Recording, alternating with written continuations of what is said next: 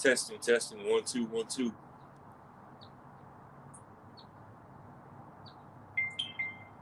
Testing.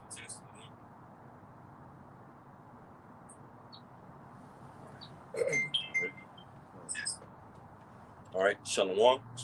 Shalom. All right. We're the Hebrew Israelites of GMS, Louisiana, of the Lafayette camp. All right. Coming back once again with another live sit-down lesson.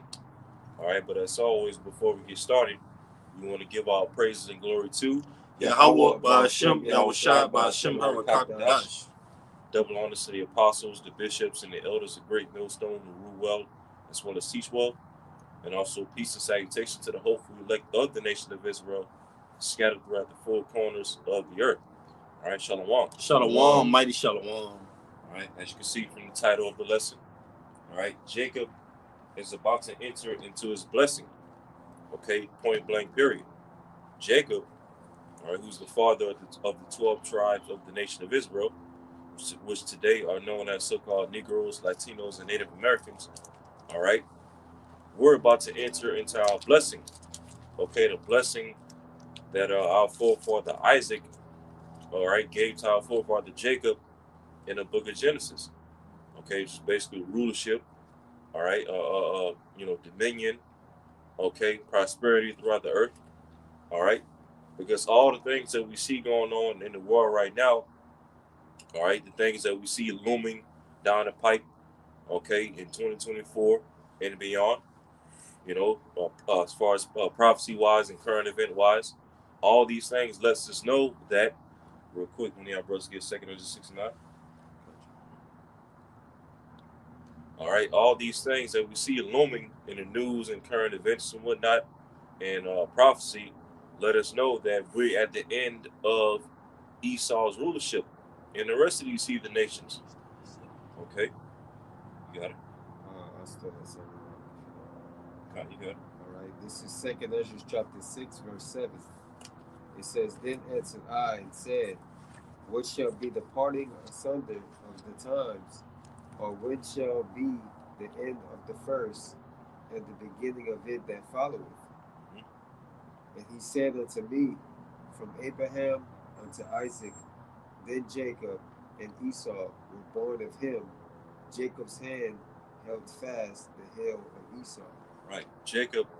All right, and this, obviously referring to Genesis, the 25th chapter, when Jacob and Esau were born. Okay, it tells you how Jacob held the heel of Esau. All right, as two boys were fighting in the womb of Rebekah, the wife of Isaac. Okay, Jacob, all right, as Esau came out of the womb first, the elder son, Jacob's held on to the heel of Esau. All right, symbolic of what? That ultimately it'll be Jacob, all right, that will pull down the rulership of Esau, Edom in these latter days. Okay, go ahead. And that's happening right now through the Spirit, through the elect waking up, the remnant. All right, we're spiritually casting down Esau and his rulership and his pseudoscience and his lies and his deceptions that he's pushing and promoted throughout the earth. All right, we're spiritually casting down the things of Esau, Edom, just simply through the preaching of this word. All right, and then ultimately, when Yahushua comes back, he's going to physically pull this man down and cast him down. Got something back in you. Go ahead. This is the book of Isaiah, chapter 25, verse 7. And he will destroy in this mountain the face of the covering cast over all people, and the veil that is spread over all nations. Right. And what is the covering cast that's over all these people over the earth?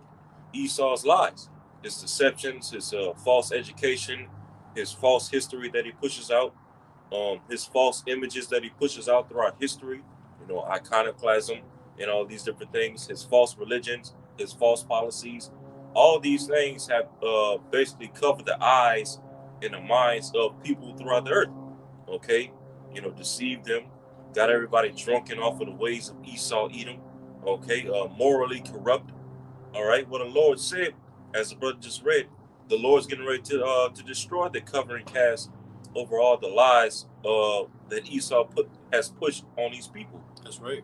The book of Habakkuk, I believe it's the 2nd chapter, says he enlarged himself as hell, and he is not satisfied. And that's likened on Esau, spreading himself throughout the planet Earth. Well, how does he spread himself in wickedness? This is Psalms 37 and 35.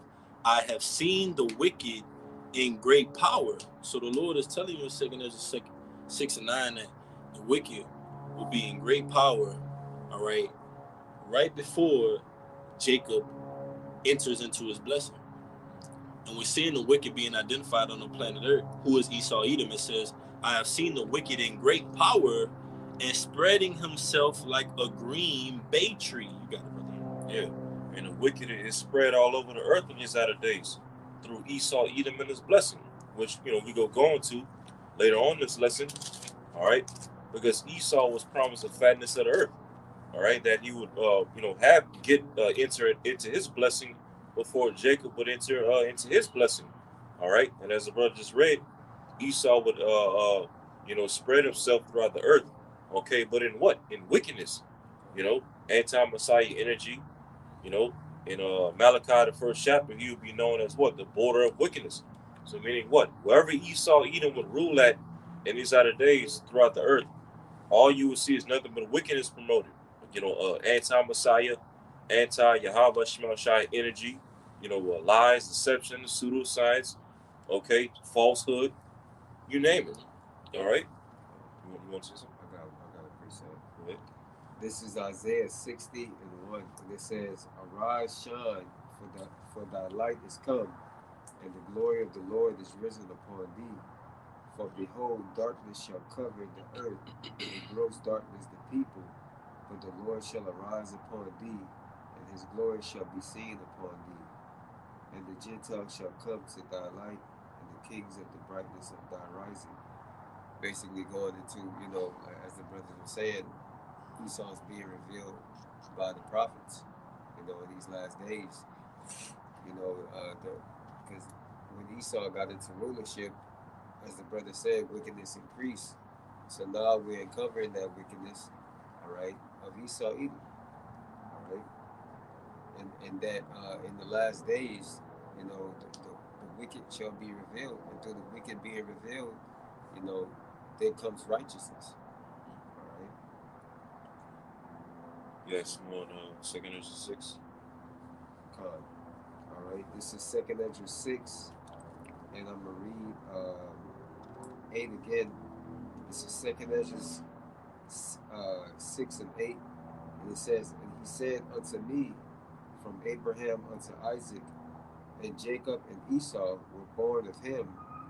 Jacob's hand held first the heel of Esau, for Esau is the end of the world, and Jacob is the beginning of it that followeth. So Esau's the end of the world, the end of this aeon, this worldly age. Okay, Esau will be the main heathen nation of people ruling over the earth in the latter days before Yahweh comes back. All right, when Yahweh comes back, as I just said, Jacob is the beginning of it that followeth, the beginning of the next world to come after Esau's world gets taken down. All right. Your brother, any quick reasons before we I got a quick word. Okay. This is the word eon from online etymology. It says eon, from Latin, from Greek age, vital force, a period of existence, a generation, a long space of time, vital force, a period of existence. And we see the period of existence of Esau Edom ruling in the planet Earth. That period is winding down, all right? Those sand particles in that hourglass, they're trickling down, man. And Esau Edom, he's being pulled down. Like the scriptures tell you in the book of Psalms, promotion neither coming from the east nor the west, but the Lord is the judge. He pull it down one and bring it up another. So Esau Edom, you going throughout the earth being a menace, you going throughout the earth poisoning, polluting, being a parasite onto our nation of people, all because of that blessing that you negligently spent off, man. Through your impulsiveness, man, that you still hold on the planet Earth. We can tell you're an impulsive ruler. Look at the state of the planet Earth, man. The trees are mourning, man. All right?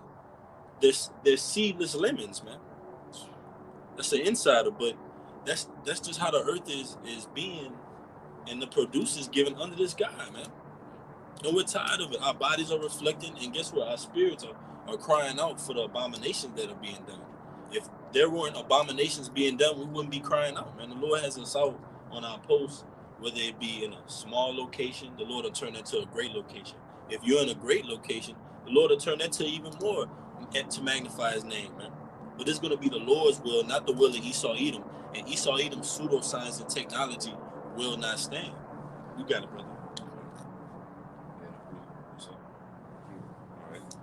We can go to Genesis 28, starting at verse 10.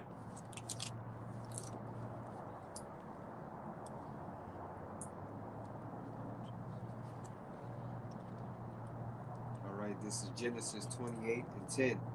And Jacob went out from Beersheba and went towards Haran. And he lighted upon a certain place and tarried there after night, because the sun was set.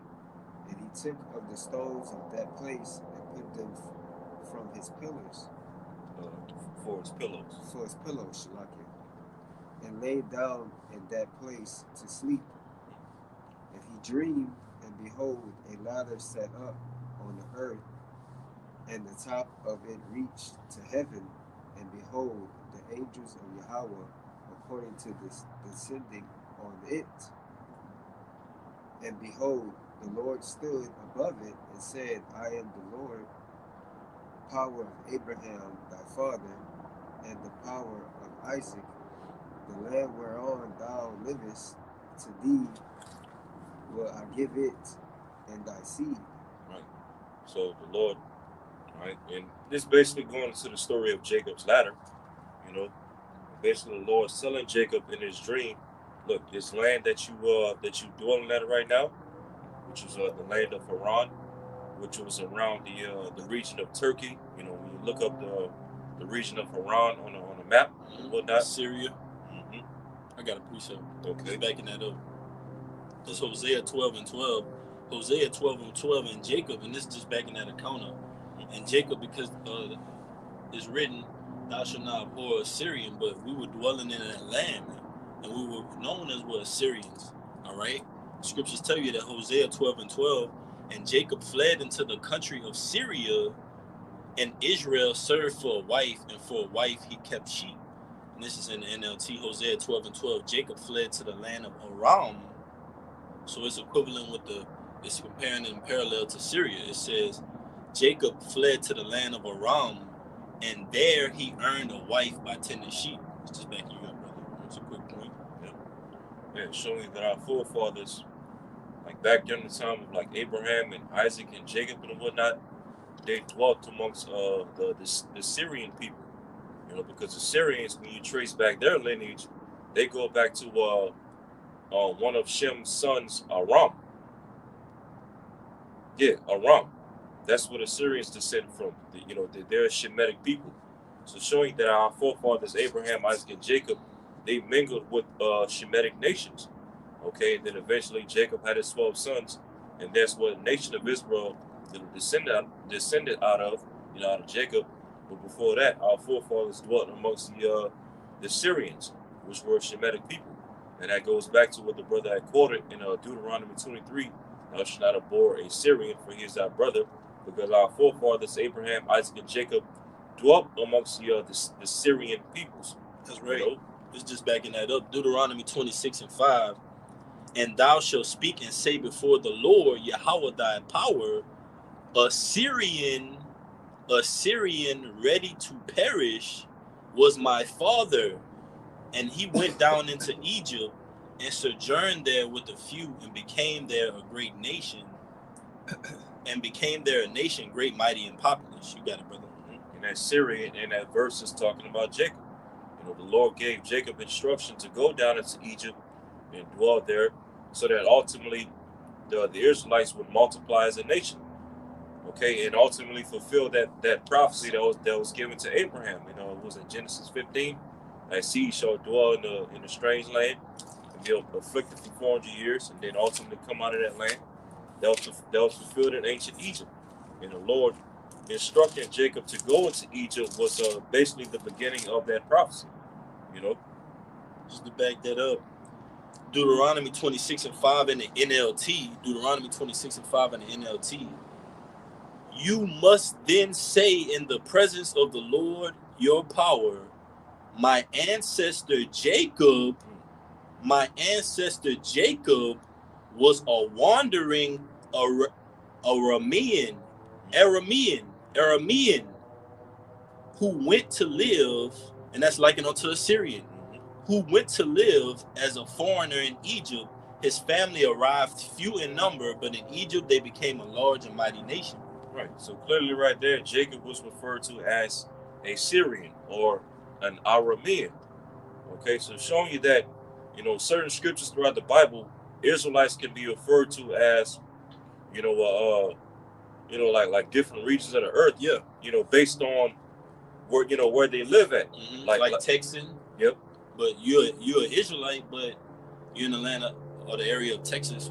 What do they call you modern day? Texan, New Orleans, and Louisiana, and so on and so forth. New Yorker, and so on and so forth, man. You got it, brother. American. That's even a byword. You got it, brother. Like in 2 Samuel, Uriah the Hittite. Now, was our forefather Uriah an actual Hittite, meaning a Hamite?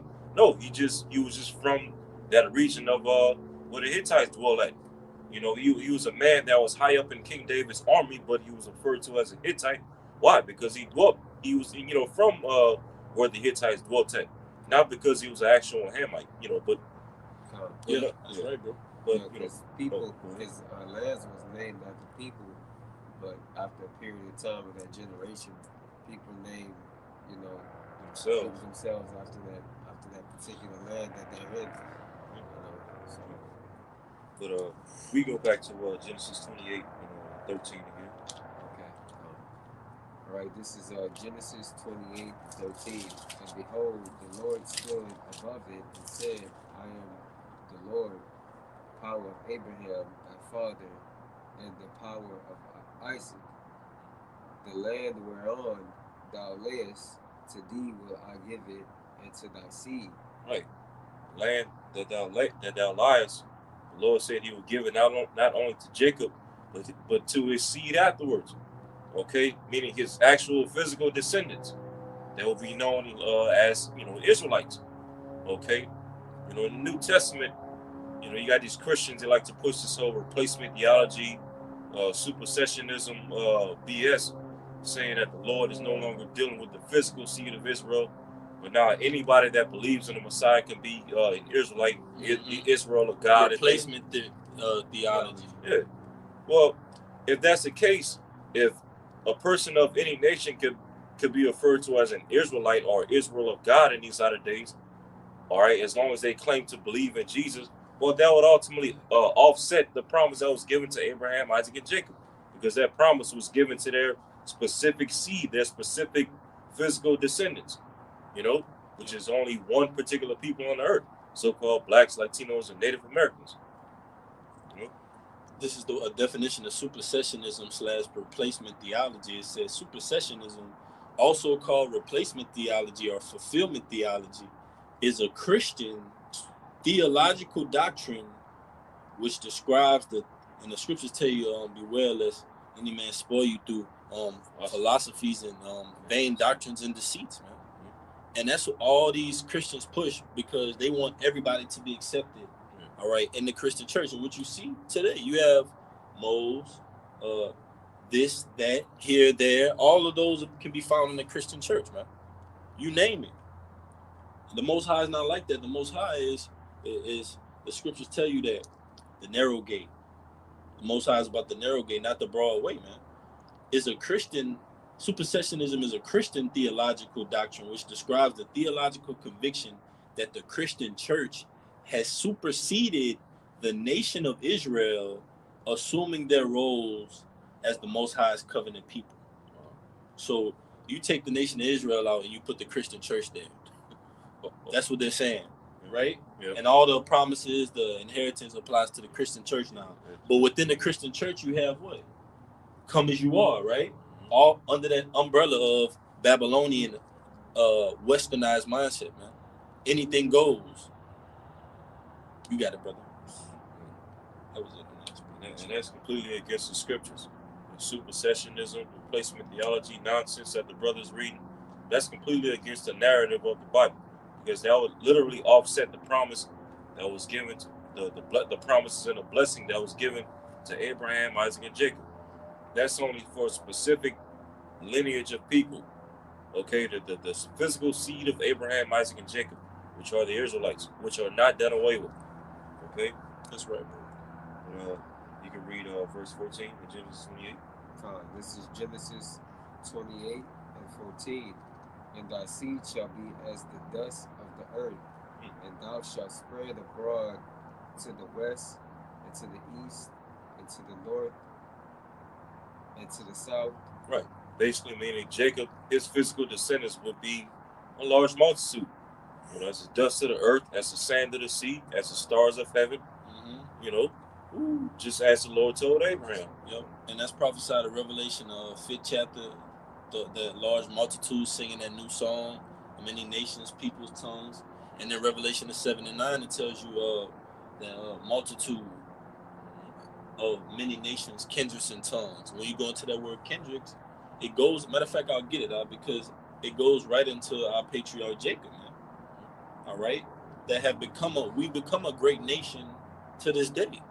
But amongst that great nation of people, you have a remnant that the Lord is dealing with, which is the hopeful elect, as well as you have the 1/3 men, women, and children, man. But this is that, get it real quick, brother. This is the book of Revelation, chapter 7, verse 9, and it reads, I'm going to read in verse 5 first. In chapter 5, Revelation 5 and 9, and they sung a new song saying, Thou art worthy to take the book and to open the seals thereof. All right, it's talking about Yahushua. He's worthy to open the seals thereof. No man under the sun, under the heaven was worthy, but ultimately we're brought back through Yahushua, which is the word. So it says, For thou wast slain and hast redeemed us to the Lord by thy blood out of every kindred and tongue and people and nation. And this is what the Christian church has messed up, man. All right? That's not talking about everybody can be saved and everybody, all right, is brought back into the covenant and the law, statutes, and commandments of Yahweh by Shem Yahushua, man. That's talking about a specific people. Let's get into it. Revelation 7 and 9, all right? After this, I beheld and lo, a great multitude, which no man could number, of all nations and kindreds and people and tongues, stood before the throne and before the Lamb, clothed with white robes and palms in their hands. And it says a great multitude. And that's talking about a multitude of Israelites from different nations. The scriptures say Israel is likened unto many nations. Why? Because out of these different nations come Israelites. You have Israelites that look like so-called Chinese. You have Israelites that look like so-called Arabs, so-called Edomites, man. But the Spirit bear witness that they're singing that new song now, man. All right? Of the patriarch Jacob. But that word kindred in Revelation 7 and 9, that word kindred, just backing the brother up in Genesis 28. All right? Okay. All right, brother. Bring it up real quick. It's that word kindred.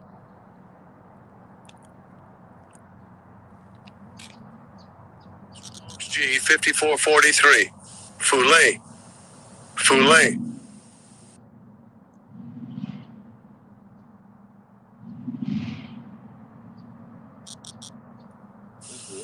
Strong's G 5443. Foulet. It says in the New Testament, all the persons descending from one of the 12 sons of the patriarch Jacob. It says Foulet, a nation, people. You got it, bro. Right. In the New Testament.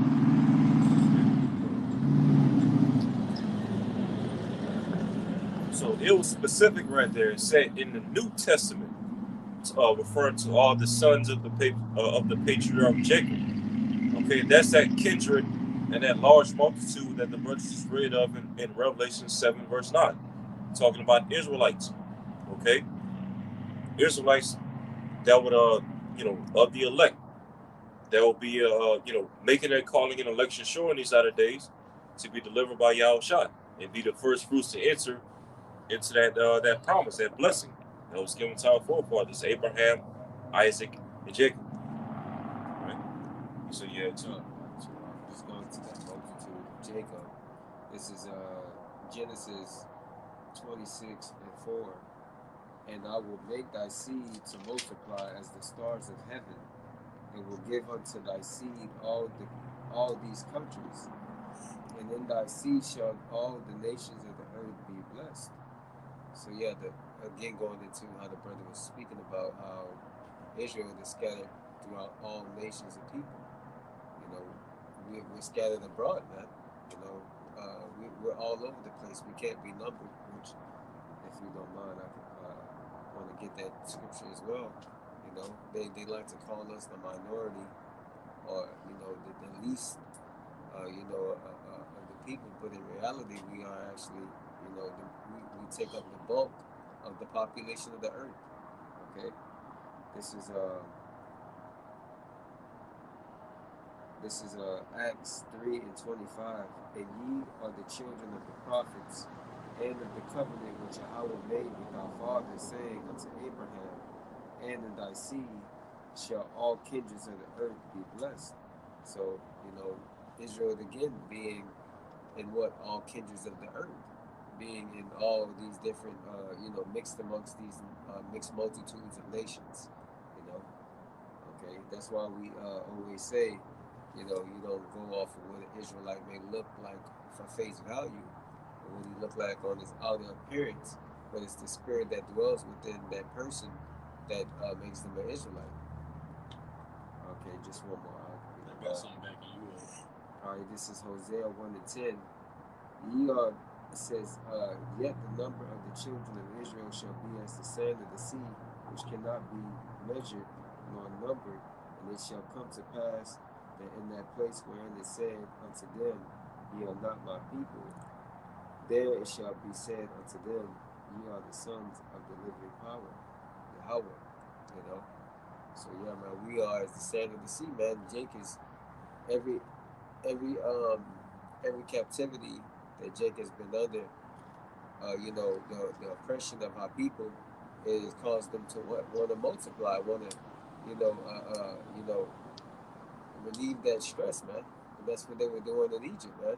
That's why the Pharaoh put more hell on our people, you know, because during all that oppression, our people was what? You know, multiplying, man. You know. What's it incense?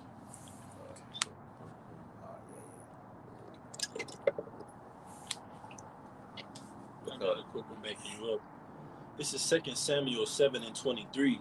And what one nation in the earth is like thy people, even like Israel, whom the Lord went to redeem for a people to himself, and to make him a name, and to do for you great things and terrible for thy land before thy people, which thou redeemest to thee from Egypt, from the nations and their powers. That's right. So the Lord saying, what nation is like the nation of Israel, which I delivered from Egypt, you know, from those Egyptians, man. All right? Because what that proves? That proves that the Most High has favoritism, man. All right? He favors Israel above all nations, man. All right? That's why he put an end to Egypt. All right? And Pharaoh and all the people that tried to, come on those chariots to try to destroy Israel, man. They got swallowed up by the water, man. All right? And Israel got pretty much blessed, man. All right? They got delivered from that situation, you know?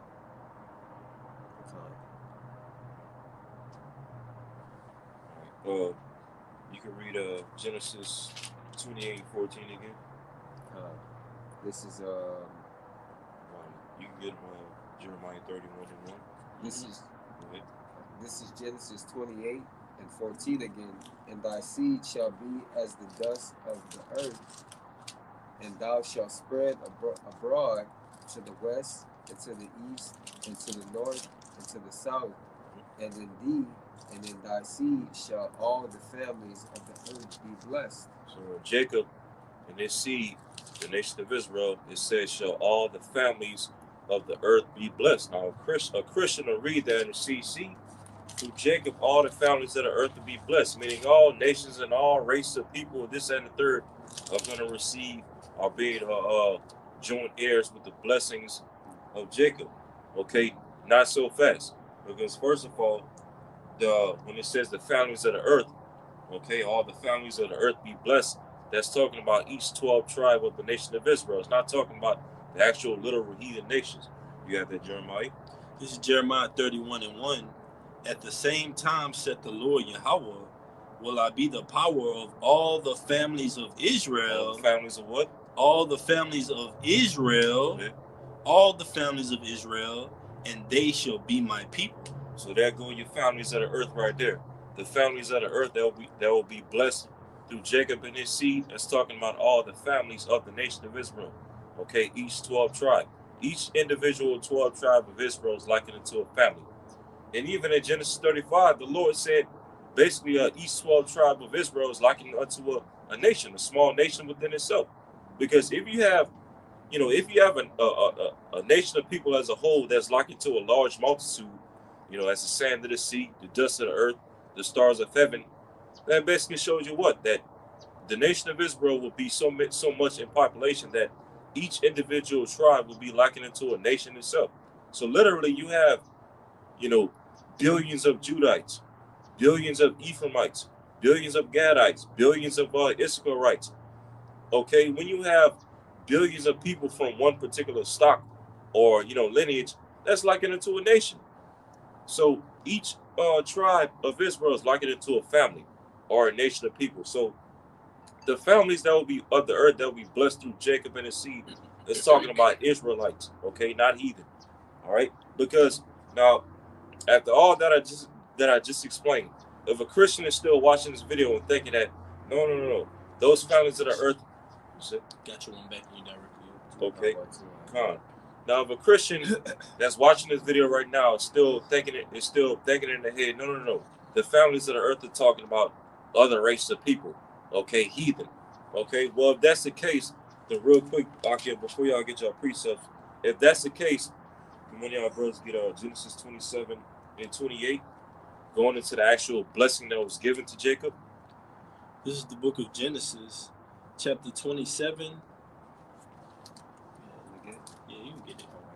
All right, this is Genesis 27 and 28, correct? Genesis 27 and 28, and it reads, Therefore Yahweh gave thee of the dew of heaven and the fatness of the earth and plenty of corn and wine. So here Jacob was given a blessing to receive the fatness of the earth, meaning what? Total rulership over the whole entire earth and control of the resources. Okay, and go ahead. It says, Let people serve thee, and the nations bow down to thee. Let people serve thee, and nations bow down unto thee. Go ahead. To be over thy brethren, and let thy mother's son bow down to thee. Cursed be every one that curseth thee, and blessed be he that blesseth thee. So based on what we're reading right here in Genesis 27 and verse 29, the blessing that was given to Jacob, okay, the fatness of the earth, it said the nations would bow down and serve Jacob, and even his mother's son, which is who? Esau, Edom. Now, upon reading that, does that sound like the nations, the actual heathen nations, are going to be blessed through Jacob and his seed?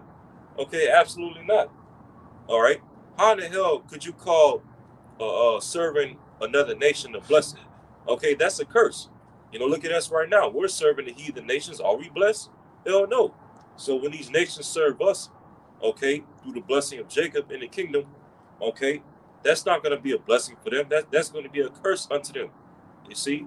So just further proving that in Genesis 28 and 14, when it says all the families of the earth will be blessed through Jacob and his seed, those families are talking about the 12 tribes of Israel, not the actual heathen nations.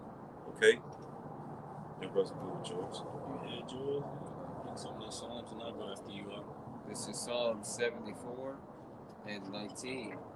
He showed his word unto Jacob, and his statutes and his judgments unto Israel.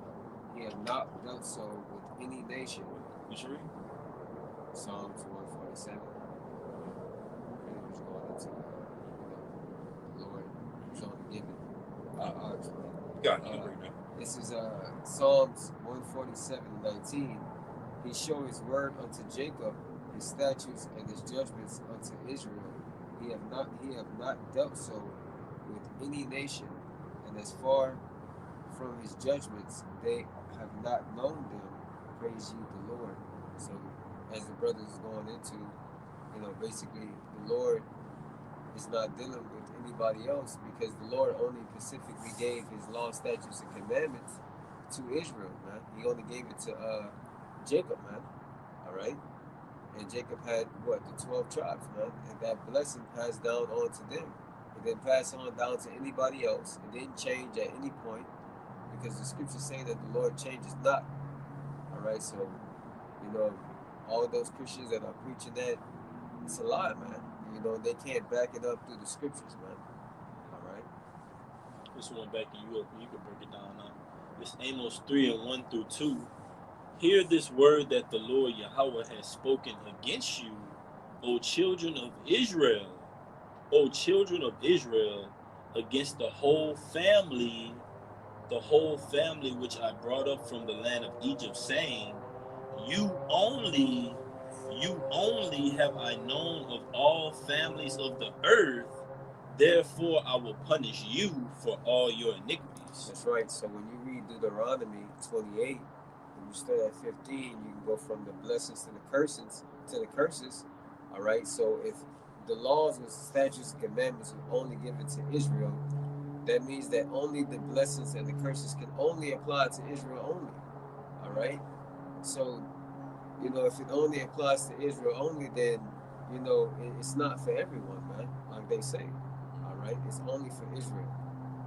Okay? And that's the reason why we are cursed today, man, because we went off. We disobeyed the Lord.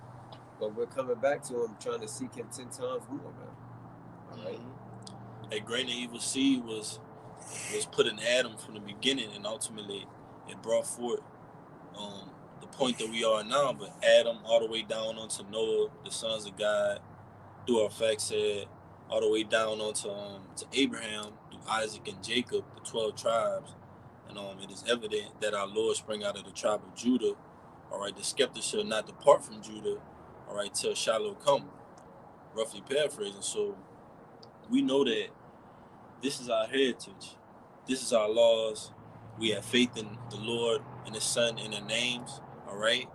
And like the brother always goes into, this is faith-based. We can't actually go and say, hey, this is track us down all the way to the Levitical priesthood, all right? But by faith, we believe that we are these men that we're speaking of, and we believe that the apostles are the apostles of old, man, all right? And it's going to be made manifest, Lord willing. That verse whenever us get Genesis 27 and 38, going into the blessing that was given to Esau. This is Genesis 27 and 38. And Isaac answered and said unto Esau, Behold, I have made him thy Lord, and all his brethren have I given to him for servants, and with corn and wine have I sustained him.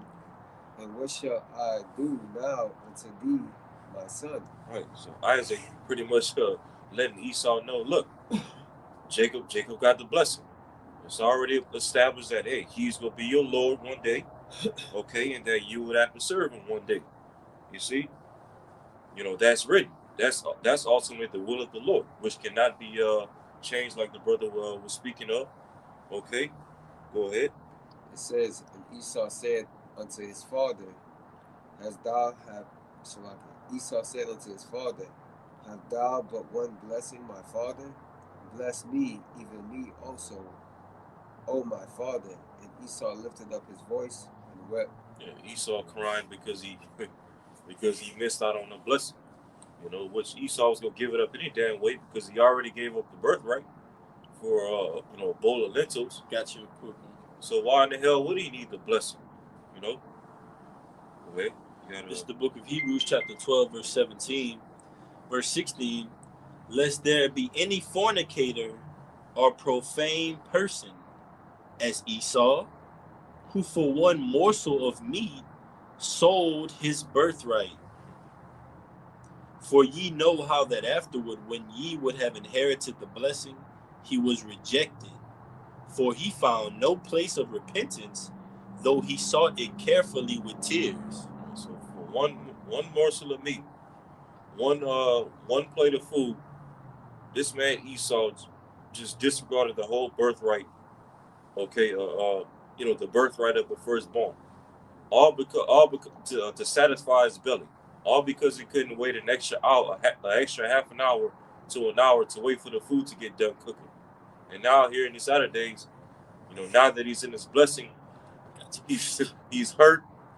Okay, he's went on a worldwide campaign to basically destroy the nation of Israel, which is going to go into in Genesis 27, all to try to get that blessing back. Look at how this man is ruling. All right, pseudoscience. Everything that he's established is all based off of lies and bloodshed and just BS.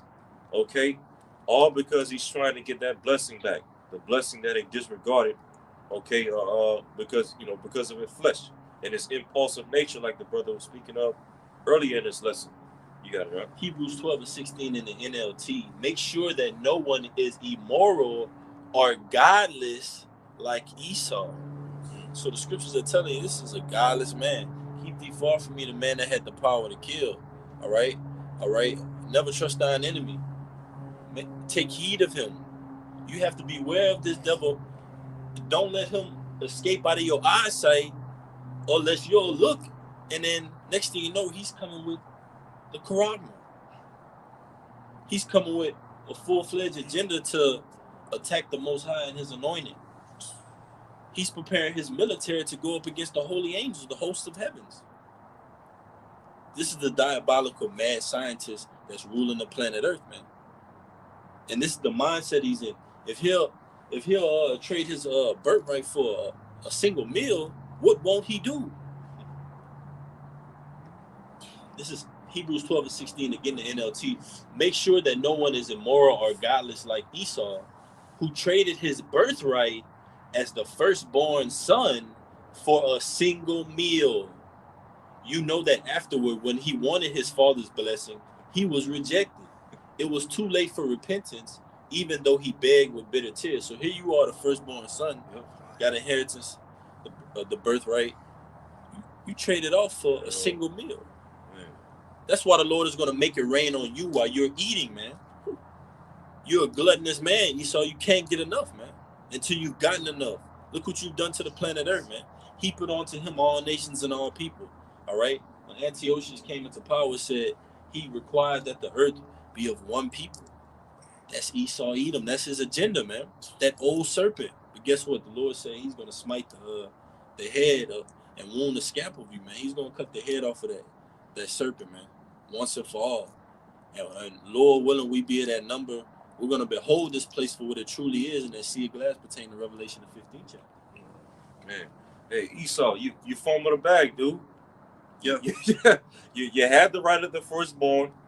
You had the blessing in your hand, but you fumbled it. All for a bowl of lentils, all because to satisfy your flesh. Dumbass.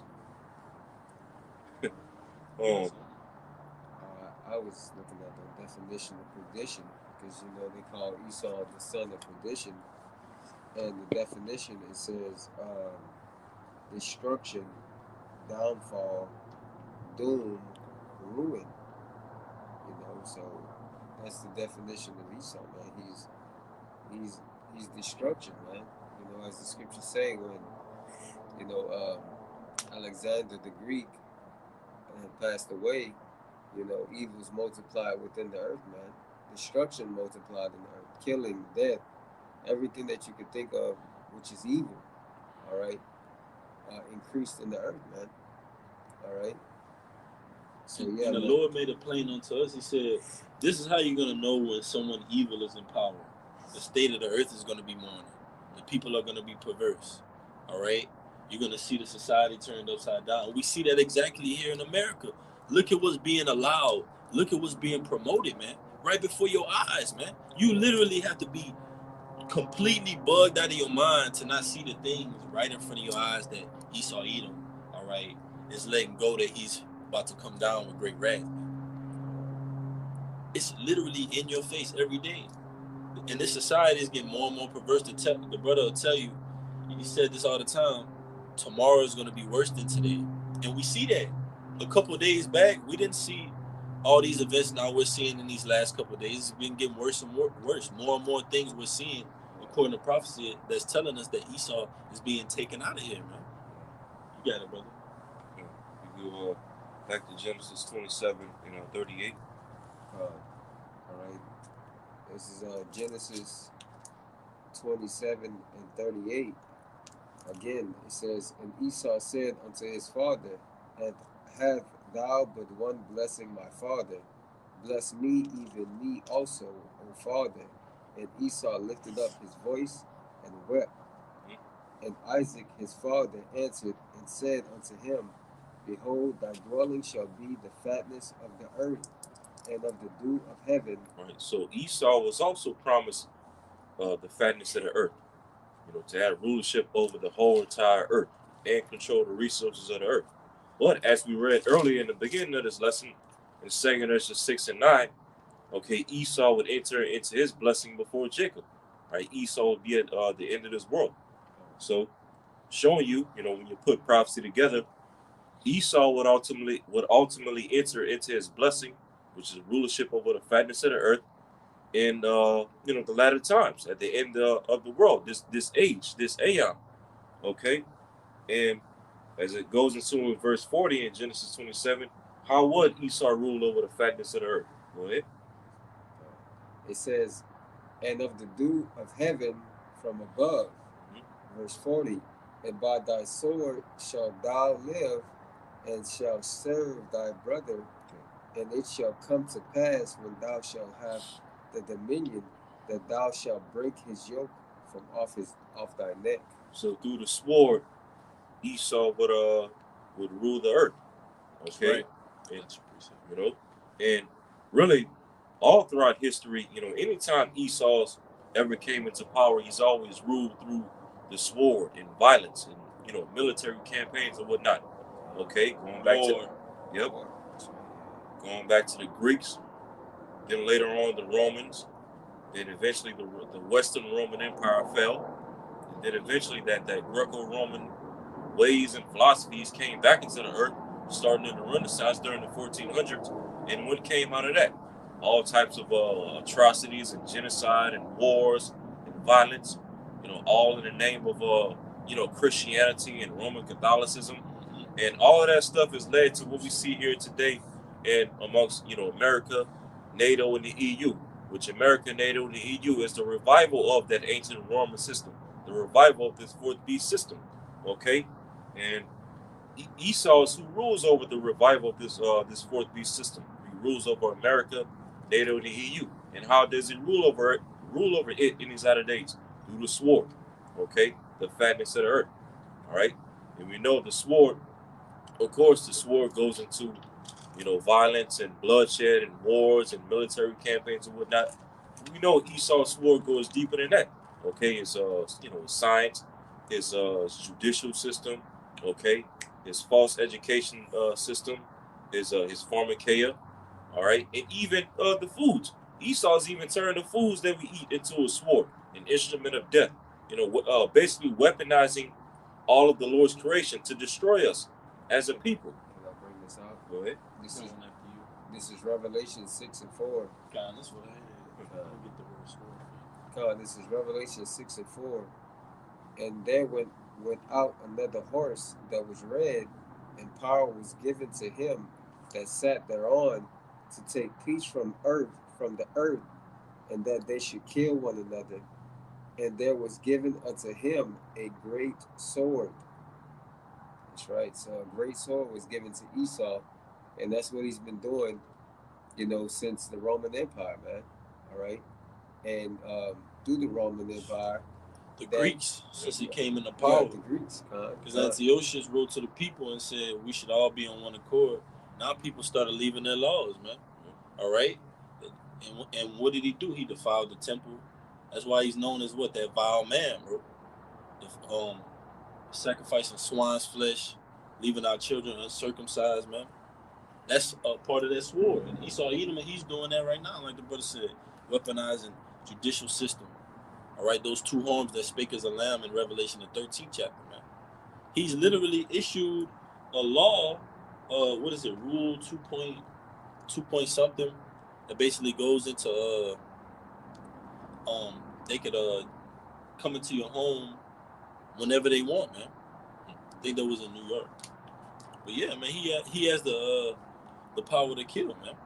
Yeah, that's You got it, bro. you would go. Look it up real quick. They, like the brother was just saying, you know, through his certain policies, through the when we seen it through the what is it, through a health, I don't know if I can use the E word, but through a health basically, you know, like a nationwide emergency. Basically, he can take away your rights, you know, and like the brother said, go into your homes. Yeah. Isolation. Yeah. That's basically what it is. Yeah. Rule 2.3, isolation and Q-team procedures, man.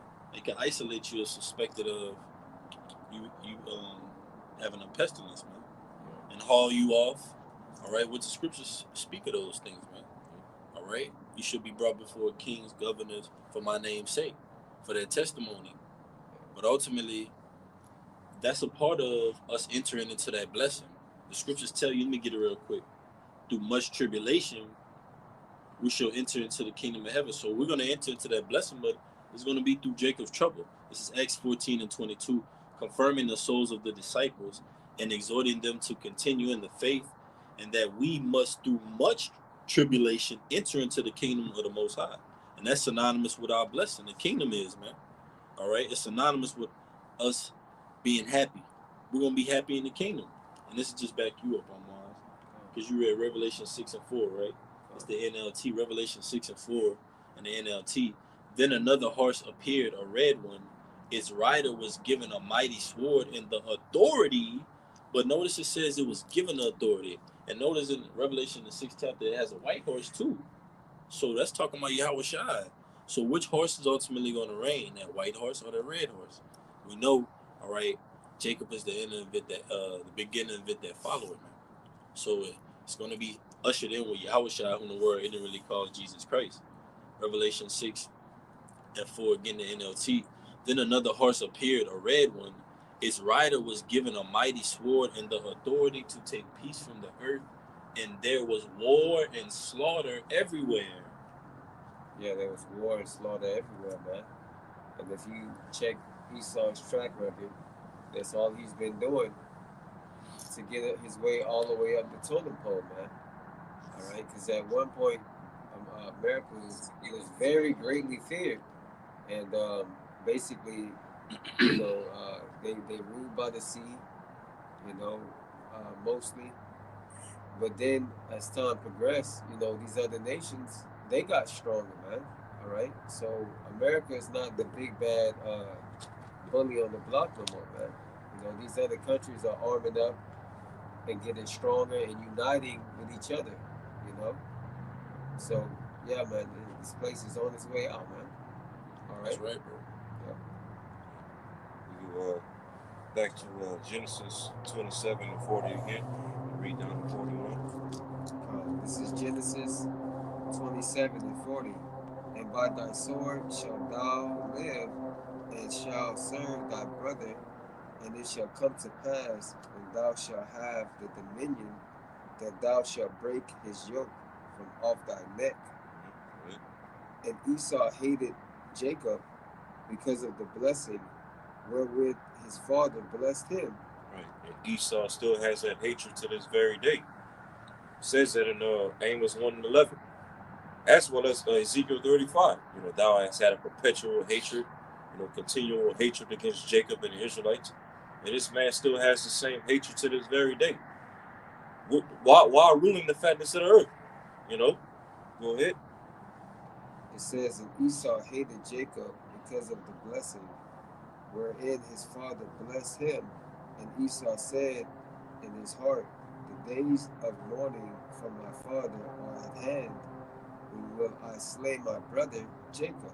Right. And back during the time of Genesis, did Esau actually slay our forefather Jacob as he said in his heart?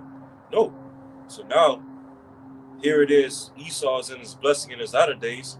The having the fatness of the earth by way of the sword, with all forms of hatred against Jacob in his heart. So now, like the brother had quoted earlier in Revelation 12, all right, all the things that we see happening in the earth, and that's also getting ready to happen in the earth.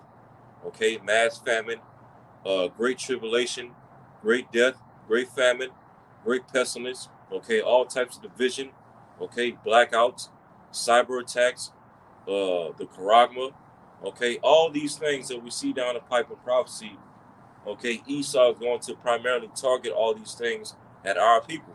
You know, why do you think the scriptures calls this time that we're getting ready to approach Jacob's trouble? Because we're the ones that are going to be catching the most hell when Esau comes down with great wrath. You see? He's going to come down with great wrath to get this blessing back, the blessing that he lost out on, okay, that he fumbled, all for that morsel of meat. You see, and so you know, ultimately, okay, this time with Jacob's trouble, the great tribulation that we're getting ready to go through Esau coming down with great wrath. Okay, these are all the tribulations that we're going to have to endure. Okay, to enter into the kingdom, to enter into our blessing that was promised to us. All right. Yeah, brothers, any quick ones? What you got? All right. Real quick, when y'all brothers get Revelation 12 and 17. This is the book of Revelation, chapter 12, verse 17. And the dragon was wrought with the woman, and went to make war with the remnant of her seed. Right, the dragon in the chapter, the red dragon, talking about basically the ancient Roman system, as well as the revival of this ancient Roman system. Okay, which is America, NATO, and the EU, which is ran by who? None other than Esau, Edom. Okay, which the name Edom itself literally means red. Okay, so this red dragon is synonymous with Esau and his rulership. Okay, and as I said, he would was wroth with the woman. The woman in this chapter referring to who? Israel, the nation of Israel. Go ahead.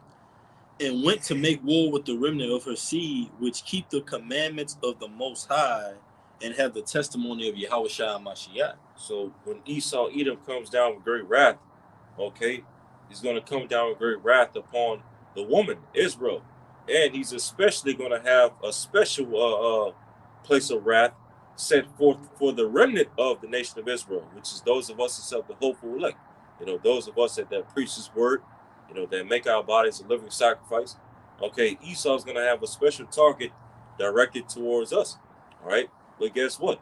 As it says in Isaiah 59, all right, when this devil comes after us like a flood, okay, the Lord's going to lift up a standard against this man. All right, for us, on our behalf, to protect us from him. All right, and to make sure that whatever this devil throws at us, the Lord's going to be with us and protect us, and make sure that we endure to the end. Okay, to be first fruits to enter into the blessing that was promised to us through our forefather Jacob.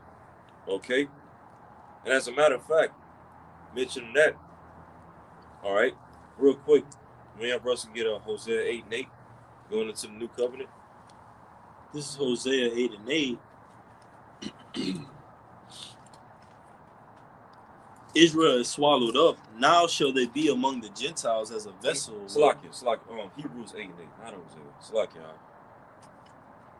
Salakia. This is the book of Hebrews, chapter 8, verse 8. For finding fault with them, he said, behold, the days come, saith the Lord, when I will make a new covenant with the house of Israel and with the house of Judah. Go ahead. Salakia. He said, all right, so the Lord promised, which the Apostle Paul is quoting Jeremiah 31 right here. He's saying the Lord had already promised to make a new covenant with the house of Israel and the house of Judah. Okay, all 12 tribes, northern and southern kingdom. All right, go ahead. Not according to the covenant that I made with their fathers in the day when I took them by the hand to lead them out of the land of Egypt, because they continued not in my covenant, and I regarded them not, said the Lord. For this is the covenant that I will make with the house of Israel after those days, said the Lord. I will put my laws into their mind and write them in their hearts, and I will be to them a people, and they shall be to me a people. So right here is another point showing you that the actual heathen nations will not, be blessed in the kingdom. Because if that's the case, then why is the Lord only going to make a new covenant with the nation of Israel? Okay, the house of Israel and the house of Judah, the northern and southern kingdom. Why would the Lord only make a new covenant with the Israelites if somehow, some way, the heathen can be saved and enter into the kingdom? All right, that's not the case. So this is another point showing you that only the Israelites are going to enter into this blessing. Okay, are going to be blessed through Jacob and his seed. All right, and as it went into, the laws will be written in our inner parts, meaning what? The laws will be programmed into us, all right, into our new bodies that we're going to receive when Yahushua delivers us. Okay, and part of the laws being in our inner parts includes this right here in Leviticus 25 and 44. Go ahead. All right, this is Leviticus 25 and 44. Both thy bondmen and thy bondmaids, which thou shalt have, shall be of the heathen that are round about you. Shall be of the what? Shall be of the heathen that are round about you. So here it is right here in the law. It says that we would have, bondmen and bondwomen, meaning what? Slaves, servants, right? And that they will be of the heathen, meaning the actual heathen nations. Go ahead. It says, of them shall ye buy bondmen and bondmaids. Moreover, of the children of the strangers that do sojourn among you, of them shall ye buy, and of their families that are with you, which they begat in your land, and they shall be your possession. The heathen will be our possession. That's in the law. Okay? Read 46. It says, and ye shall take them as an inheritance. It's an inheritance. Go ahead. For your children, after you to inherit them from a possession, they shall be your bondmen forever. Go ahead. But over your brethren, the children of Israel, you shall not rule over one another with rigor. Right. So basically, the main point is, in our law, the laws that the Lord gave to us, we were meant to have the heathen as our servants, our slaves, basically, bondmen and bondwomen, as our possession, as our inheritance. So in the kingdom, when we receive the new covenant, which includes the law, statutes, and commandments written in our inner parts, programmed in us, then that includes what? This law that we just read right here in Leviticus 25. Us having the heathen for our inheritance, our possession, as bondmen and bondwomen. And even in the book of Psalms, the 2nd chapter, Yahushua said, God, go ahead, read it. This is Psalms 2 and 8. Ask of me, and I shall give thee the heathen for thy inheritance, and the uttermost part of the earth for thy possession. And that's basically going back to the blessing that was given to Jacob. The uttermost parts of the earth, the fatness of the earth, and what? The heathen nation for our inheritance.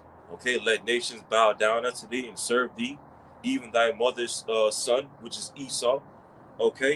So clearly showing you that this new covenant that we just read of in Hebrews 8 chapter, goes into the fulfillment of the promises that was given to Jacob. Which Lord willing, we be of the hopeful elect. We're going to be first fruits to enter into that blessing and to enter into this covenant as well through the new bodies. All right. Yes. When y'all brothers have any quick precepts? All right. When y'all brothers get Luke 1 and start at verse 30. All right. This is the book of Luke, chapter 1, verse 30, and it reads, and the angel said unto her, fear not, Mary, for thou hast found favor with our power. Good. And behold, thou shalt conceive in thy womb and bring forth a son, and shall call his name Yahushua. Good. He shall be great and shall be called the Son of the Highest, and the Lord our power shall give unto him the throne of his father David. Right. And what is the throne of David? Is it talking about like an actual throne or an actual seat where Yahweh Shai is going to be sitting down in the kingdom forever and ever? No, it's ultimately talking about a governing body of David. Also, the tabernacle of David, basically, which is what? The 144,000, okay, 12,000 men out of each 12 tribe of the nation of Israel, pursuant to Revelation, the 7th chapter, with the 12 apostles at the head of that, starting with the apostle Peter. Okay, the tabernacle of David, the governing body of David, is the throne of David that Yahweh Shai is going to sit over in the kingdom or rule over in the kingdom. Okay, Yahweh Shai is going to be at the forefront of that governing body that's going to rule over the earth in the kingdom through the laws, statutes, and commandments. And we're going to rule over the heathen nations through the laws and the commandments with the rod of iron. All right, to fulfill our blessing. Go ahead. Luke 1:33, and he shall reign over the house of Jacob forever, and of his kingdom there shall be no end. He shall reign over the house of Jacob forever. In his kingdom there shall be no end. So showing you what? That the blessing of Jacob is synonymous with the kingdom of heaven. Okay?